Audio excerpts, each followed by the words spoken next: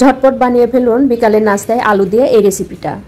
সেটার জন্য কয়েকটা আলু এরকম করে মোটা মোটা করে গোল গোল করে কেটে নিতে হবে। কাটা হয়ে গেলে সেগুলো হালকা ভাপ দিয়ে নিতে হবে।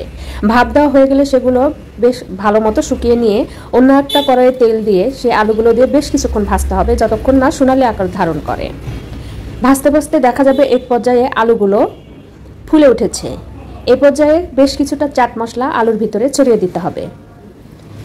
চাট মশলা দেওয়ার পরেও আরও বেশি কিছুক্ষণ রান্না করে নিতে হবে, যেন আলুর সঙ্গে মশলাটা ভালো মতো মিশে যায়, কারণ এখানে আমরা অন্য কোনো মশলা ব্যবহার করছি না।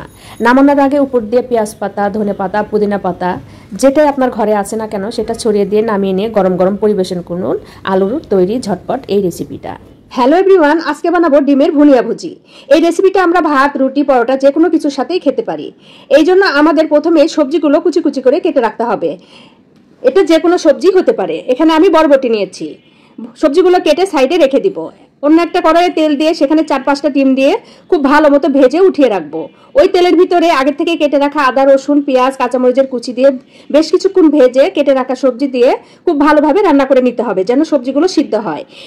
এ পর্যায়ে এখন ভেজে রাখা ডিমগুলো দিয়ে দিব। এর উপরে সয়া সস, ওয়েস্টার সস, গোলমরিচের গুঁড়া, লবণ দিয়ে আরও বেশি কিছুক্ষণ ভেজে নেড়েচেড়ে নামিয়ে নিয়ে পরিবেশন করব গরম গরম। কলা দিয়ে তৈরি ললিপপ খেয়েছেন কখনো? না খেয়ে থাকলে আজকের ভিডিওটি আপনার জন্য। এই জন্য আমাদের প্রয়োজন হবে একটা লম্বা টাইপের কলা। কলাটাতে আমরা টুথপিক বসিয়ে ললিপপ আকারে ছোট ছোট টুকরো করে কেটে নিব। অন্য একটা বাটিতে 2টা ডিম নিয়ে সেখানে কিছুটা কর্নফ্লাওয়ার এবং পানি দিয়ে একটা লিকুইড মিশ্রণ বানিয়ে নিব। এর সঙ্গে সামান্য মধু অথবা চিনি মিশিয়ে নিতে হবে। যার যেটা ঘরে আছে সেটা মিশালেই চলবে।